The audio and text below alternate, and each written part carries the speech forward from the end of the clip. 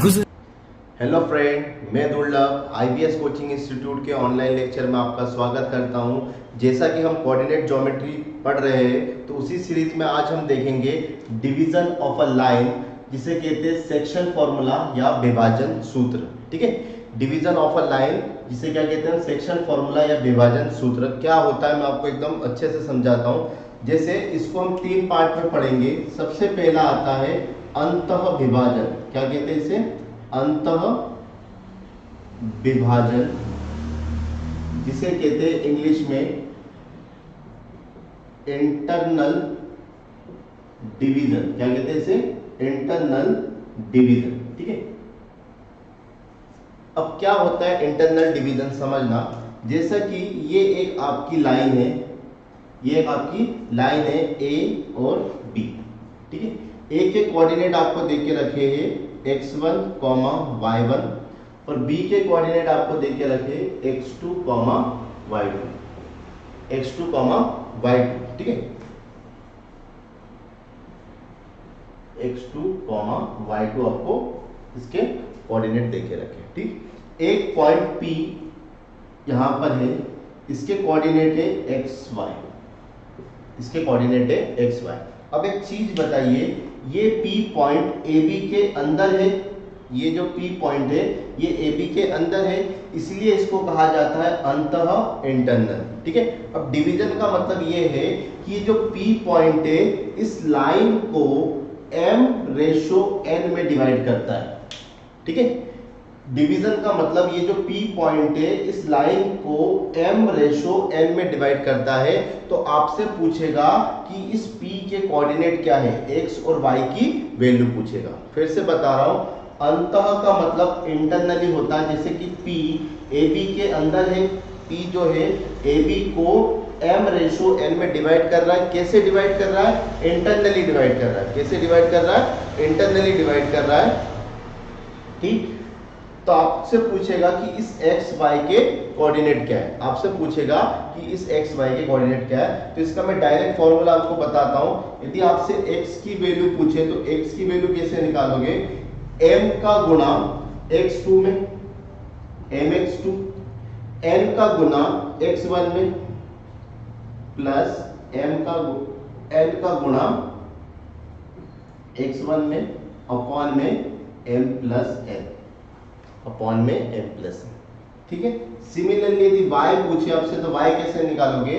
m का गुणा y2 पे, m का गुणा y2 पे प्लस n का गुणा y1 पे, n का गुणा y1 पे अपॉन में m प्लस n, अपॉन में m प्लस n। ठीक है, ये होता है आपका इंटरनल डिवीजन या फिर अंतः विभाजन। क्लियर हो गया? तो इसको नोट कर लीजिए। इसके बाद बताता हूं मैं एक्सटर्नली डिवीजन क्या चीज होती है। ठीक है, इसको तीन पार्ट में पढ़ेंगे हम। सबसे पहला इंटरनल डिवीजन, सेकंड आता है आपका एक्सटर्नल डिवीजन, थर्ड आता है आपका मिड पॉइंट डिवीजन। ठीक है, तो इसको नोट करिए। आगे देखते हैं, आगे हेडिंग डालिए बाह्य विभाजन, जिसे कहते हैं एक्सटर्नल डिवीजन। एक्सटर्नल डिवीजन, ठीक है, इसको समझते हैं कैसे आएगा ये। जैसे ये एक लाइन आपकी AB एक लाइन देके रखा है। A के कोऑर्डिनेट वही x1, y1, B के कोऑर्डिनेट आपको देके रखे x2 और y2। ठीक है, पहले पॉइंट P कहा था AB के अंदर था, तो इसलिए उसको क्या कहा था हमने? अंतः विभाजन। अब जो पॉइंट P आएगा, ये पॉइंट इस रेखा के बाहर आएगा, इस रेखा के बाहर आएगा। यहां पर एक पॉइंट P अब बाहर आएगा, इसके कोऑर्डिनेट क्या है? वही xy। ठीक है, उसके कोऑर्डिनेट क्या है? वही xy। ठीक है, अंदर आए तो इंटरनली डिवीजन, बाहर आए तो एक्सटर्नली डिवीजन। ठीक है, अब ये जो P रेशो है, ये जो P पॉइंट है, इस AB को m/n में डिवाइड करता है। मतलब A से P और B से P का रेशो कितना है? m। मतलब देखो यदि लिखा जाए AP अपॉन में BP बराबर m अपॉन में n, m अपॉन में n। ठीक है, उसमें भी यही रेशो था, ए से पी और पी से बी का रेशो क्या था, m अपॉन में n, लेकिन दोनों में फर्क क्या था, वो इंटरनली है और ये एक्सटर्नली है। ठीक है, एक्सटर्नली में ये जो P पॉइंट है वो AB के कहाँ होगा, बाहर होगा, और इंटरनली में ये जो P पॉइंट है वो AB के कहाँ होगा, अंदर होगा। यहां तक क्लियर हो गया। फिर आपसे पूछेगा कि इस x y के वैल्यू बताइए, इस x y की आप क्या बताइए, वैल्यू। तो सिमिलरली हम उसी तरीके से निकालेंगे, x बराबर m का गुना x2 पे, mx2, इंटरनली में प्लस आता है, एक्सटर्नली में क्या आएगा, माइनस, एक्सटर्नली में क्या आएगा, माइनस, फिर n का गुना x1 में nx1 अपॉन में m माइनस n, अपॉन में m माइनस n। ठीक है, दोनों फॉर्मूले में बस एक ही डिफरेंस है, इंटरनली में प्लस आता है और एक्सटर्नल डिवीजन में क्या आता है, माइनस। ठीक है, सिमिलरली यदि मैं आपसे y की वैल्यू पूछूं तो y बराबर आप क्या बताओगे, m/2 माइनस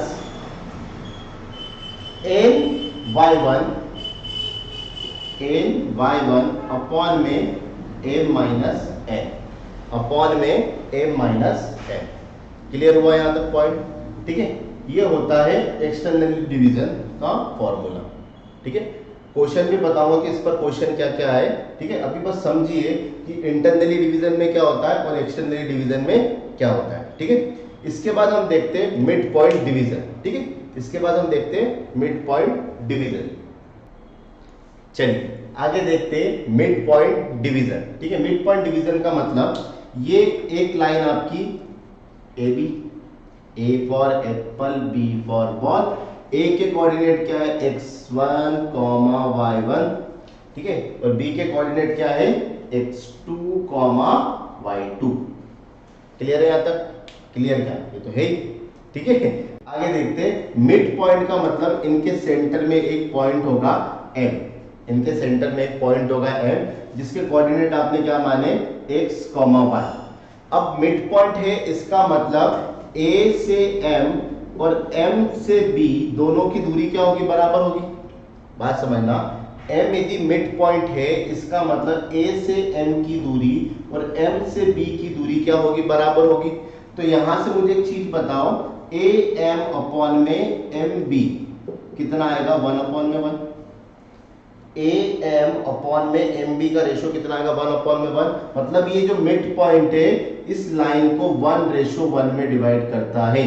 ये जो मिड पॉइंट है ये इस लाइन को कितने रेशो में डिवाइड करता है, 1:1 में डिवाइड करता है। ठीक है, इससे पिछले वाले में हमने क्या देखा था, m/n लिया था। ठीक है, उस mn की वैल्यू कुछ भी हो सकती है, लेकिन मिड पॉइंट के केस में m की वैल्यू कितनी होगी, 1, और n की वैल्यू भी कितनी होगी, 1। क्यों होगी, क्योंकि ये जो पॉइंट है ये इस लाइन का मिड पॉइंट है, मतलब ये इस लाइन को बराबर दो भागों में बांट रहा है। ठीक है, इतना समझ में आ गया। उसके बाद आपसे पूछेगा इस xy की वैल्यू, तो सिमिलरली x बराबर क्या होता है, m इंटू x2, तो m कितना है आपका, 1, तो ये हो जाएगा आपका x2, और n इंटू x1, तो दैट इज 1 इंटू x1, तो प्लस x1 अपॉन में m प्लस n आता है, तो m प्लस n मतलब 1 प्लस 1 2। ठीक है, x1 प्लस x2 अपॉन में 2, किसके कोऑर्डिनेट आ गए, x के आ गए। सिमिलरली यदि y के निकालना है आपको, तो y बराबर क्या होगा, m इंटू y2, तो m कितना है आपका, 1 इंटू y2 मतलब y2, plus n into y1, n into y1, तो कितना आएगा, y1 अपॉन में m प्लस n, तो that is 2। m plus n कितना है, 1 प्लस 1 2। ठीक है, इंटरनली डिवीजन वाला फॉर्मूला लगाया। ठीक है, क्यों, क्योंकि ये मिड पॉइंट है तो मिड पॉइंट इसके अंदर ही आएगा ना, इंटरनली आएगा, तो इसलिए हमने इंटरनली डिवीजन का फॉर्मूला लगाया। तो सेक्शन फॉर्मूले में आपको तीन चीजें पढ़ना रहता है। एक आपका कि जब कोई पॉइंट किसी लाइन को इंटरनली डिवाइड करे, पहला पॉइंट था। दूसरा पॉइंट था जब कोई पॉइंट किसी लाइन को एक्सटर्नली डिवाइड करे। ठीक है, इसे कहते हैं हम एक्सटर्नल डिवीजन। एक था जो एक मिड पॉइंट होता है, मिड पॉइंट इसको 1:1 में डिवाइड करे तो मिड पॉइंट के आपको कोऑर्डिनेट बताने पड़ते हैं। ठीक है, तो ये तीन चीजें हैं इसके बेसिक।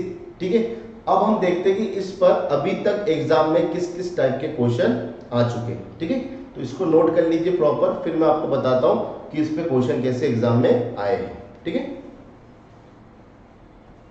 देखिए पहला क्वेश्चन आपके स्क्रीन पर ये रहा, ठीक है। क्वेश्चन पढ़िए क्या लिखा है। Find the point that divide the line segment joint 2,5 and -1,2 in the ratio 2:1 internally. मतलब आपसे क्या बोला, इंटरनली मतलब आंतरिक विभाजन वाला फॉर्मूला लगाना है, ठीक है। हिंदी में बोल रहा हूं, उस बिंदु के निर्देशांक ज्ञात कीजिए जो बिंदुओं 2,5 और -1,2 को मिलाने वाले रेखाखंड को 2:1 के अनुपात में आंतरिक रूप से विभाजित करता है, ठीक है। तो सबसे पहले इसका समझने के लिए डायग्राम बना देते हैं। जैसे ये एक लाइन है आपकी,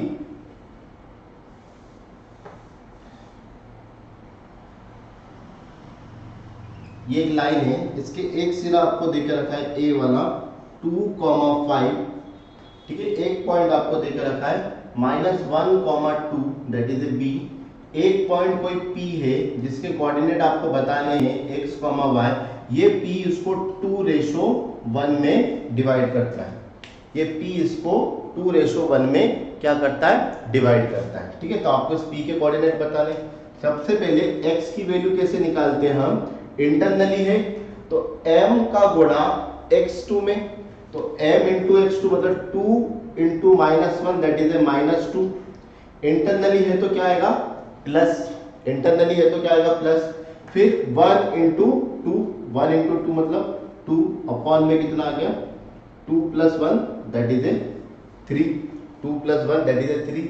ये तो आपको दिख ही रहा है, +2 से -2 कट गया तो कितना आ गया, 0, ठीक है। इसके बाद यदि आपको y कोऑर्डिनेट निकालना है तो y की वैल्यू कैसे निकालोगे, 2 into 2 that is a 4 plus 1 into 5 that is a 5 upon में 2 + 1 that is a 3।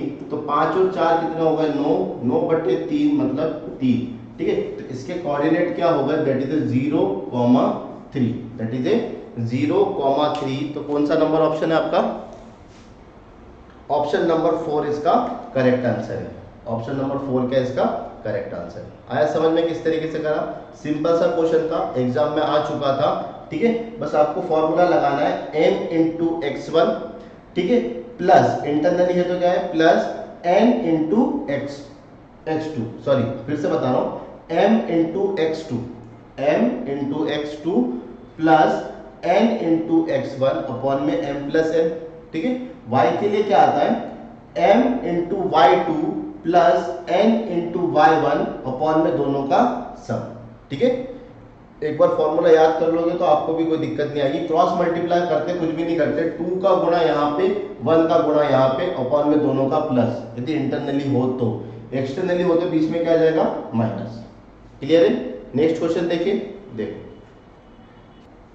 Next question देखिए आपके स्क्रीन पर ये रहा।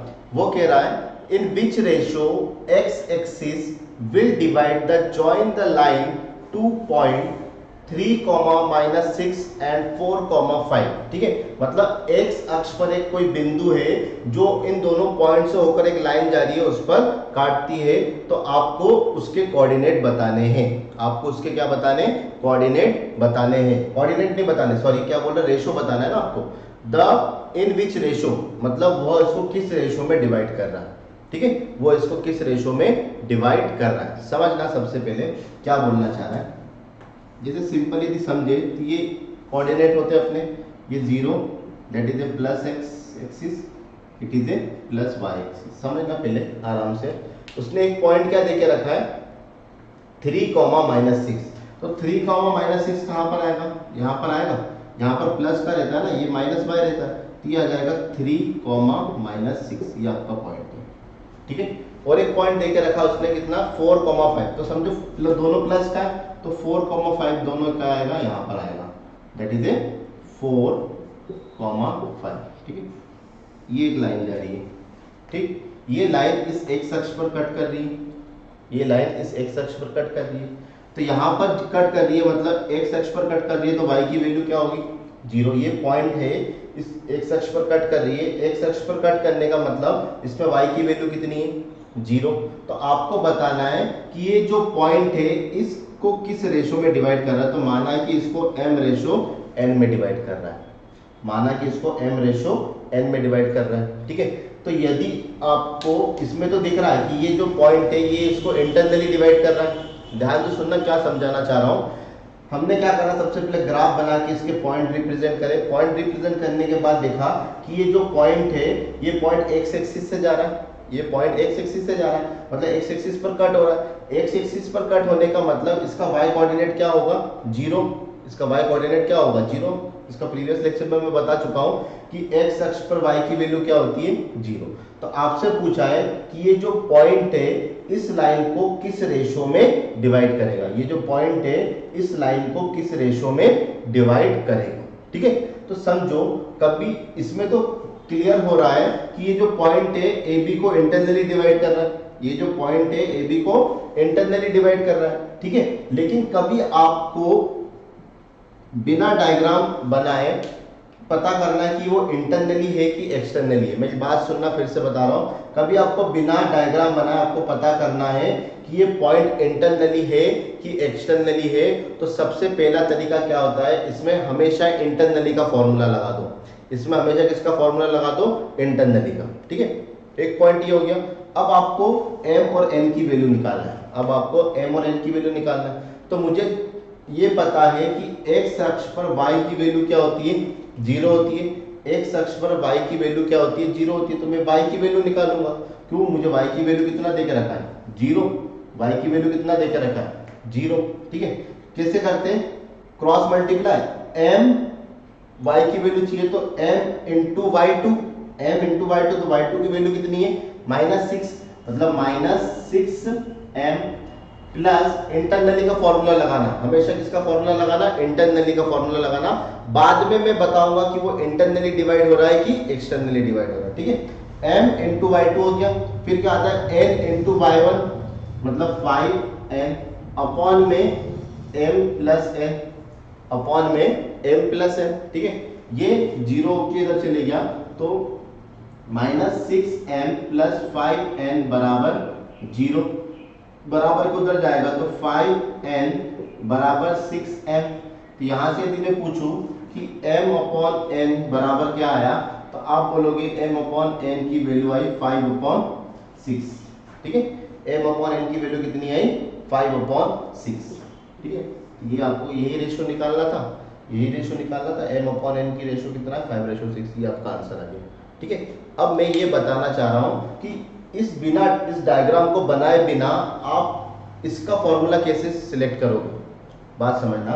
ये फॉर्मूला आपको, ये डायग्राम आपको नहीं बनाना है। आप किस तरीके से पता करोगे कि ये इंटरनली डिवाइड है कि एक्सटर्नली डिवाइड है, इसका ऑप्शन किस तरीके से मैं बता रहा हूं। इसका ऑप्शन है 5/6 इंटरनली, 5/6 एक्सटर्नली, ठीक है। इस तरीके से इसका ऑप्शन आएंगे। तो आप इंटरनली है कि एक्सटर्नली है कैसे पहचानोगे, बिना डायग्राम बनाए, बिना डायग्राम बनाए। तो इसका तरीका बता रहा हूं, समझना। हमेशा प्रूफ करने के लिए, सॉल्व करने के लिए इंटरनली का फॉर्मूला लगाओगे। क्या बोल रहा हूं, हमेशा सॉल्व करने के लिए किसका फॉर्मूला लगाओगे, इंटरनली का फॉर्मूला लगाओगे। लास्ट में यदि m अपॉन n का रेशो, यदि लास्ट में m अपॉन n का रेशो क्या है, पॉजिटिव आए, m अपॉन n का रेशो पॉजिटिव आए, इसका मतलब ये क्या है, इंटरनली, इंटरनल डिवीजन। ये क्या है, इंटरनल डिवीजन। यदि m अपॉन n का रेशो नेगेटिव आ जाए, यदि m अपॉन n का रेशो नेगेटिव आ जाए, इसका मतलब ये कौन सा है, एक्सटर्नल डिवीजन, एक्सटर्नल डिवीजन। बात समझ में आया। देखो इस क्वेश्चन को कराने का मतलब यही है, समझना। एक तरीका क्या है, एक तरीका ये है कि आप सिंपल डायग्राम बनाओ और उसमें देख लो कि आपका ये जो पॉइंट कहां पर आ रहा है, ठीक है। वो पॉइंट इसको इंटरनली डिवाइड कर रहा है कि एक्सटर्नली डिवाइड कर रहा है। एक तरीका ये हो गया, ठीक है। मैं इस तरीके को से भी एक्सेप्ट करो, लेकिन यदि ये तरीका अप्लाई नहीं करना है तो कैसे करें, आप हमेशा इंटरनली का फॉर्मूला लगाओगे। इंटरनली का फॉर्मूला लगाने के बाद m अपॉन n का रेशो यदि पॉजिटिव आता है, m अपॉन n का रेशो यदि पॉजिटिव आता है तो इंटरनल डिवीजन होगा, m अपॉन n का रेशो यदि नेगेटिव आता है तो एक्सटर्नल डिवीजन होगा। सिंपल सी बात है। अब सर आपने यहाँ पर 0 लेके इसको सॉल्व कर दिया, ये इसलिए करा क्योंकि देखो आपको क्वेश्चन में देके रखा है in which ratio x axis will divide, X axis को डिवाइड कर रहा है, एक्स एक्सिस पर वो पॉइंट है, मतलब एक्स एक्सिस पर y की वैल्यू क्या होती है, 0 होती है। तो मैं इसी चीज का फायदा उठाया कि एक्स एक्सिस पर y की वैल्यू 0 होती है। यदि मैं y कोऑर्डिनेट की वैल्यू निकालूं और उसको यदि 0 के बराबर रख दूं तो यहां से मेरे को m/n की वैल्यू मिल जाएगी। आया समझ में किस तरीके से करा इस क्वेश्चन। नेक्स्ट क्वेश्चन देखें, आइए देखिए नेक्स्ट क्वेश्चन आपके स्क्रीन पर ये रहा। क्या बोल रहा है, यदि बिंदु कौन सा ये, यदि a एवं b क्रमशः 1,4 एवं 1,-4 निर्देशांक वाले दो बिंदु है, ठीक है, और a b पर कोई बिंदु p है, a b पर कोई बिंदु p है, तथा एक रेशो देकर रखा है AP बराबर 3/8 बराबर AB, AP बराबर 3/8 इंटू AB, तब P के निर्देशांक क्या होंगे, तब P के निर्देशांक क्या होंगे। इसको पहले ड्रॉ कर लेता हूं मैं फटाफट, क्या बोलना चाह रहा हूं।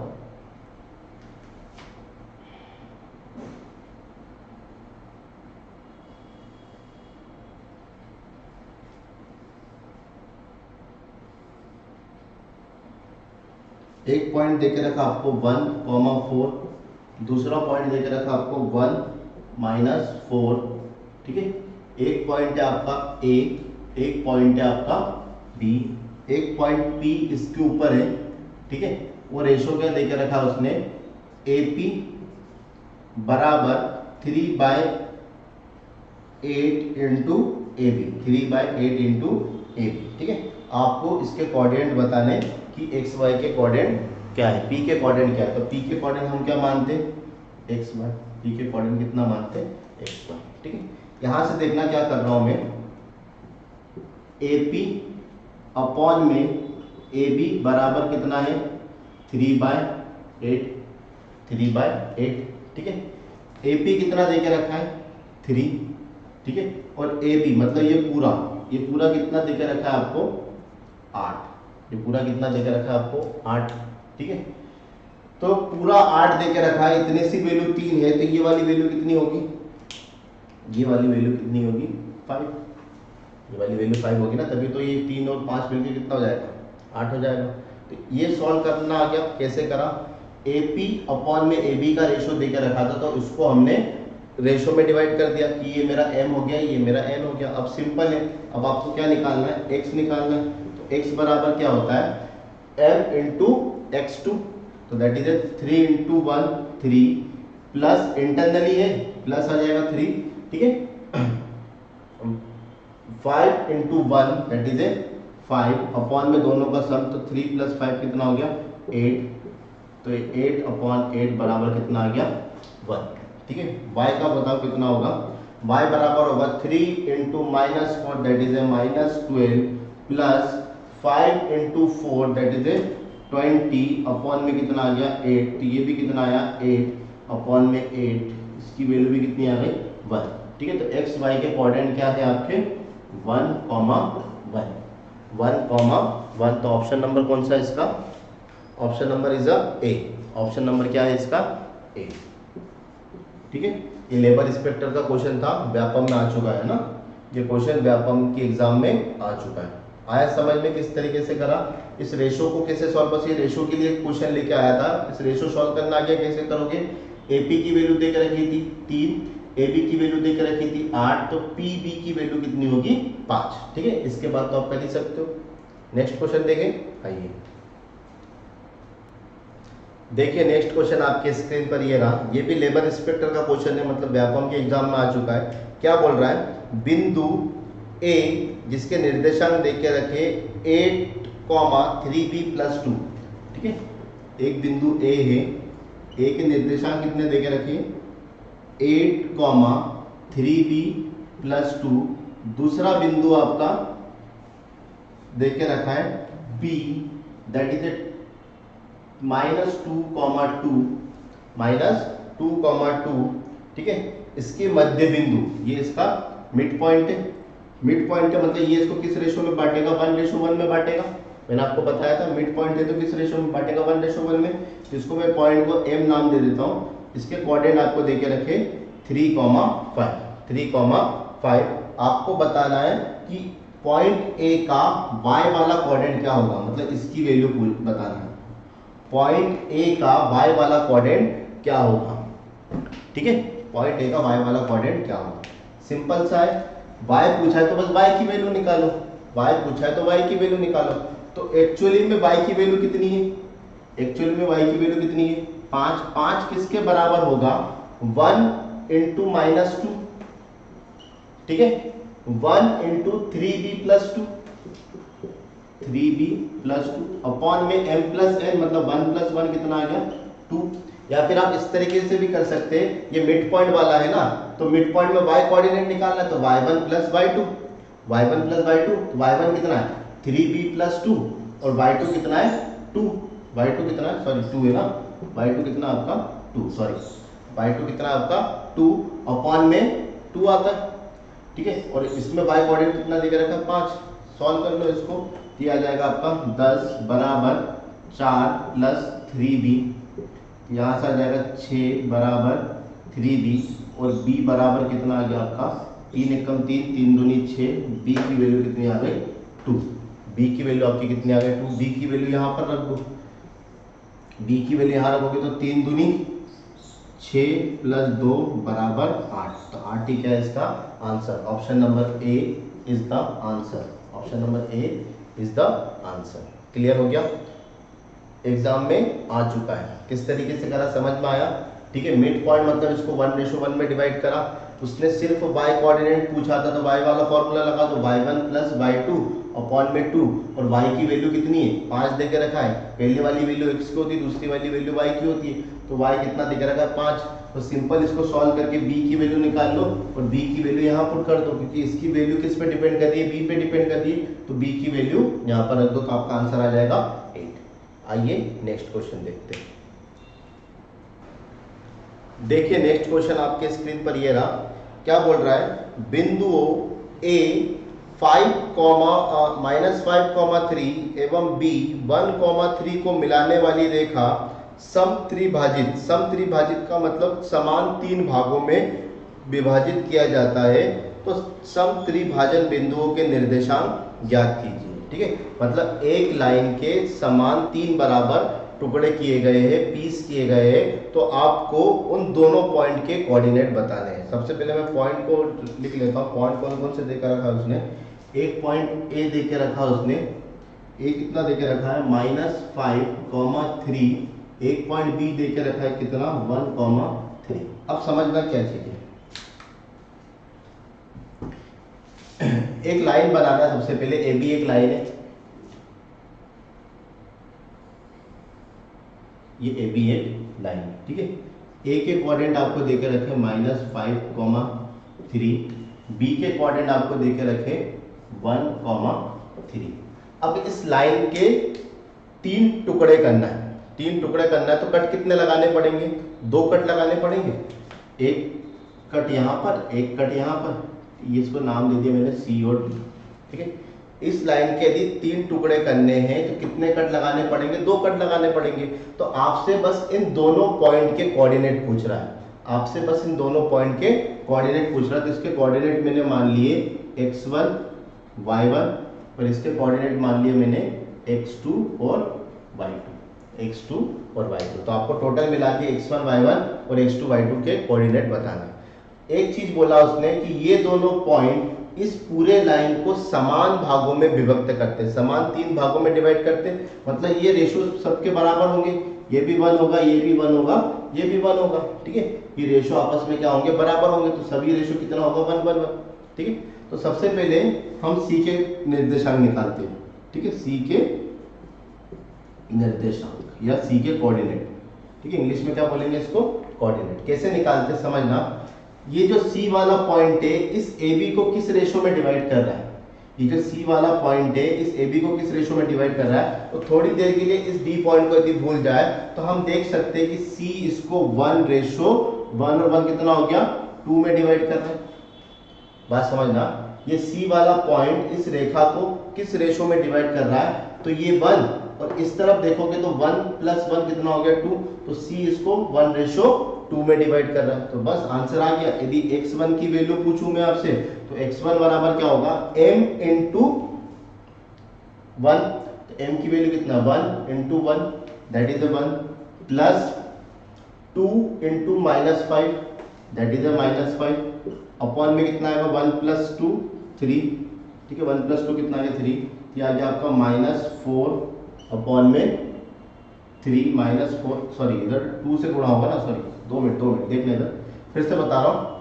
1 का गुणा 1 में दैट इज 1, 2 का गुणा -5 में दैट इज -10 अपॉन में कितना आएगा 3, ये कितना आया -9/3 दैट इज